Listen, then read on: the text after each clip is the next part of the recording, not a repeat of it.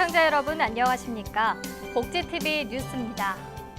지난 2007년부터 시행돼 올해로 7년째를 맞은 장애인 활동 지원제도. 하지만 여전히 많은 문제점들이 발견되고 있습니다.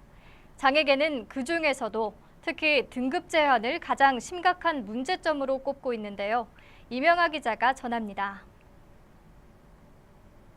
2007년 장애 당사자의 독립된 사회생활을 지원하기 위해 시작된 장애인 활동 지원제도.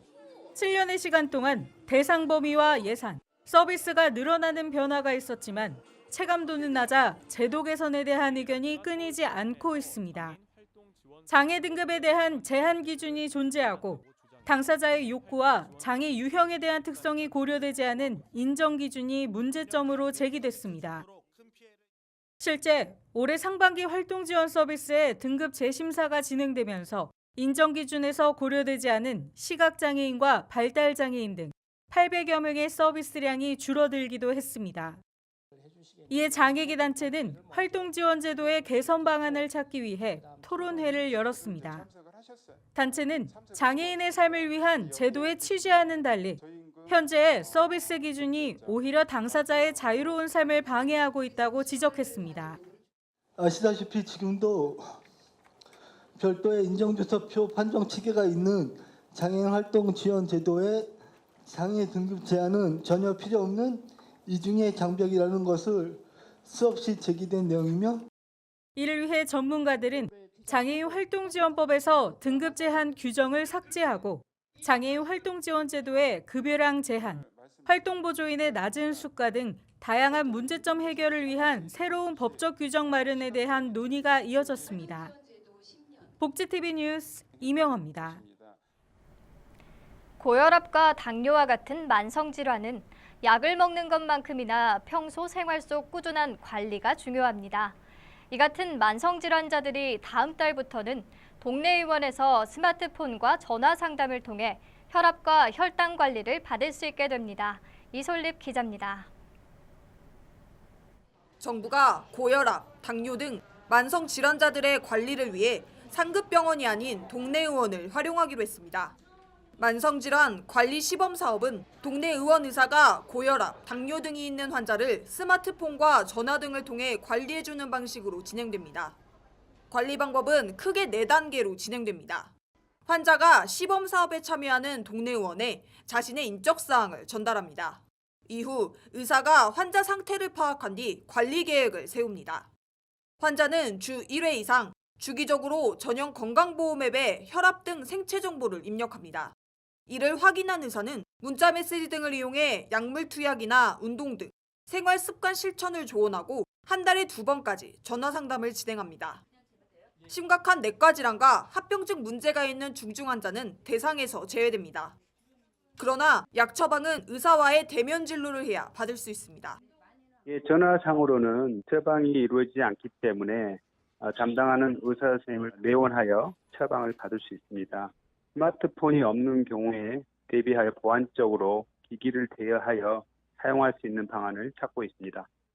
만성질환 관리 시범 사업은 다음 달부터 내년 8월까지 1년 동안 진행하고 이 기간 동안 진찰료는 무료입니다. 사업 종료 이후 환자가 얼마의 진찰료를 부담할지는 추후 결정될 예정입니다. 복지TV 뉴스 이솔립입니다. 보건복지부가 자살 예방을 위한 괜찮니 캠페인을 본격 추진합니다.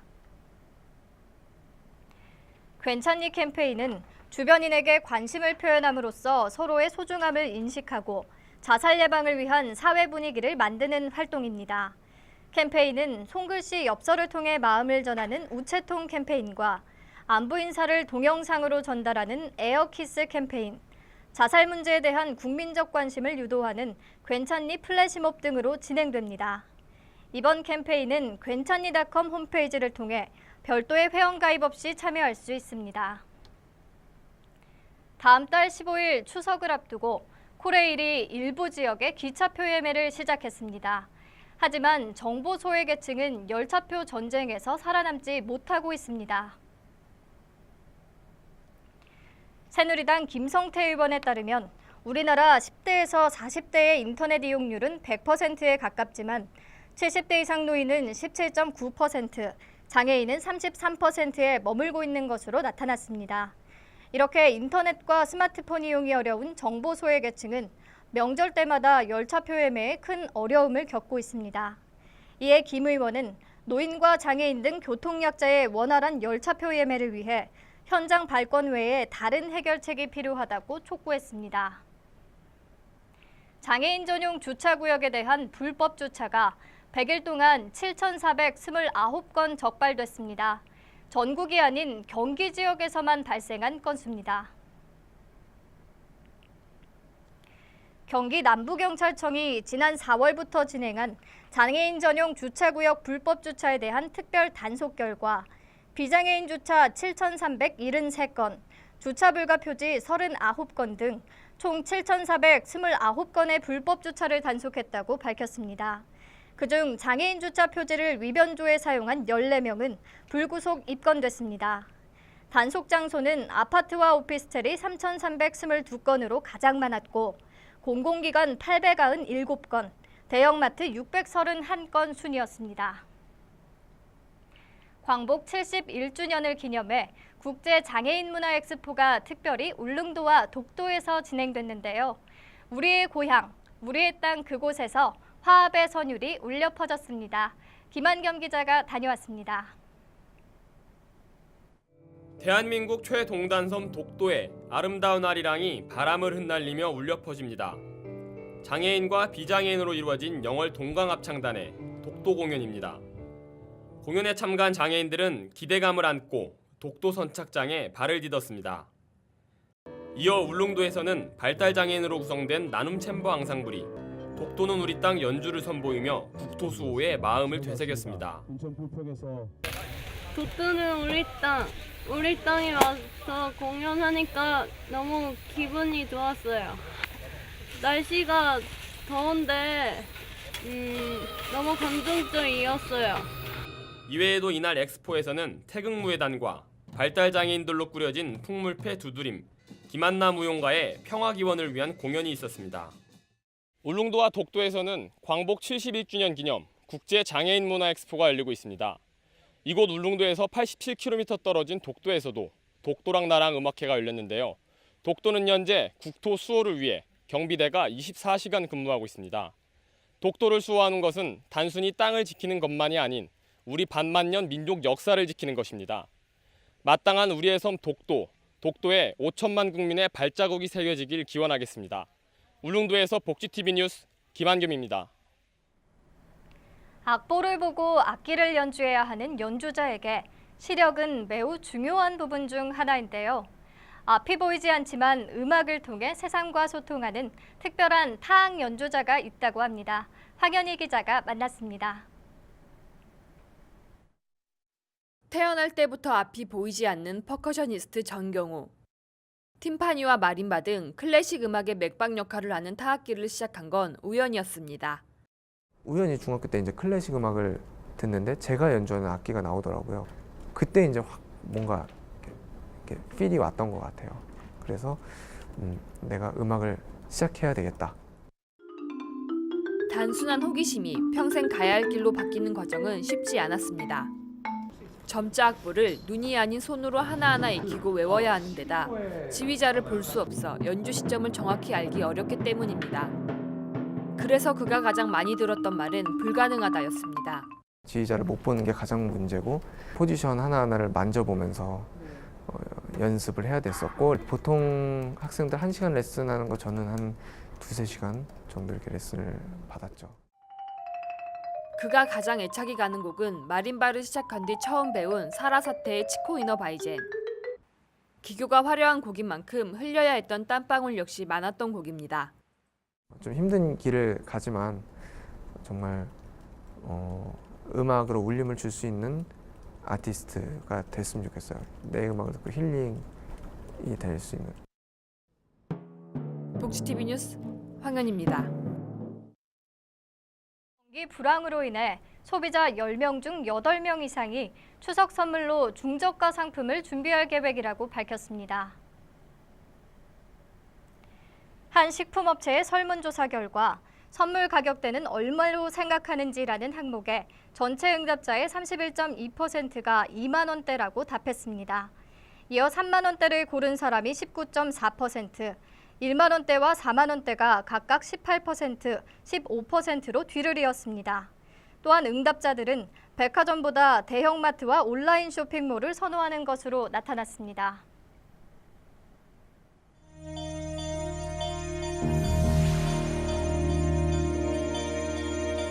이어서 간추린 뉴스를 전해드립니다. 보건복지부 정진엽 장관은 대한장애인체육회 이천훈련원을 방문해 리우 패럴림픽 장애인 국가대표 선수단을 격려했습니다.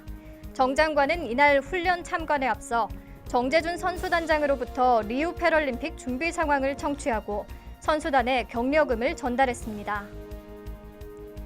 경기도 평택 상공회의소는 다음 달 8일 경기 남부권역 중장년 채용박람회를 개최합니다. 이번 채용박람회에는 장년층 부인기업 35개 업체가 참여합니다. 구직자가 이력서를 지참해 방문하면 현장에서 바로 면접을 진행할 수 있습니다. 무료 이력서 사진 촬영과 장년층 건강 상담도 함께 진행됩니다. 충청북도 청주시의 롯데마트 가경점이 다문화 가족 지원센터의 교육생들을 위해 다문화 교육실을 개소했습니다. 교육실은 오전 10시부터 오후 11시까지 운영됩니다. 롯데마트는 전국에서 처음으로 다문화 가족과 결혼 이주 여성을 위한 지원 사업을 펼치고 있습니다.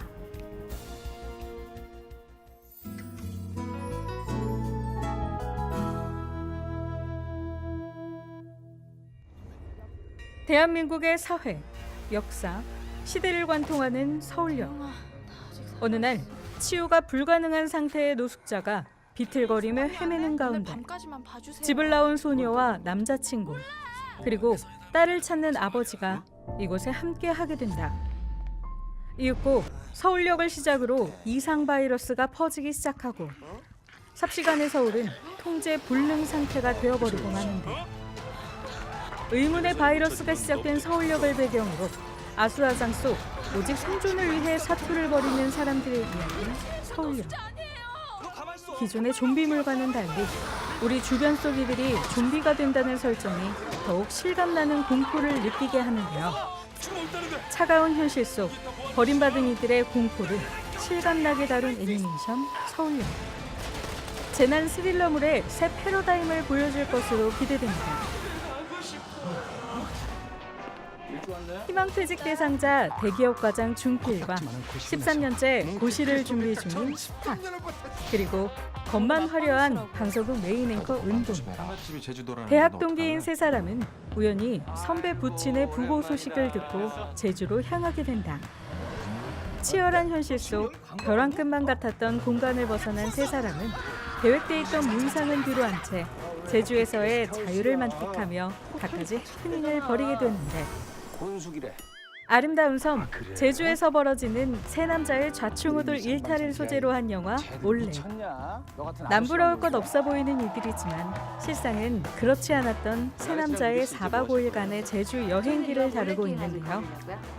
마흔을 바라보는 나이지만 철부지 아이 같은 세 남자의 에피소드가 유쾌한 웃음을 자아내는 가운데 스크린 속 아름다운 제주의 풍경이 휴가철을 맞아 영화를 즐기는 재미를 더해줄 것으로 보입니다. 우리네 어머니의 지고지순한 자식 사랑을 보여주는 악극 불효자는 웁니다가 시즌2로 찾아옵니다. 고두심, 김영호, 이종원 등 대한민국을 대표하는 명품 배우들의 열연이 더해져 더욱 기대를 모으는데요. 9월 10일부터 국립중앙박물관 극장 용에서 공연되며 복지 할인 혜택과 공연장에는 장애인 휠체어석이 마련되어 있습니다.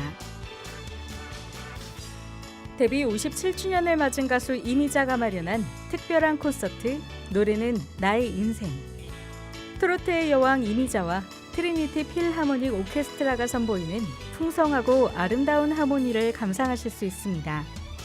강동 아트센터 대극장 한강에서 9월 20일 공연되며 복지 할인 혜택과 공연장에는 장애인 휠체어석이 마련되어 있습니다. 지치고 힘든 상황에서 누군가의 관심은 큰 힘이 되곤 하죠. 괜찮니? 라는 말 한마디가 소중한 생명을 구할 수 있습니다. 오늘만큼은 주변인들에게 애정을 담아 먼저 이야기해보는 것이 어떨까요? 행복한 미래를 여는 방송 복지TV 뉴스를 마칩니다. 시청해주신 여러분 고맙습니다.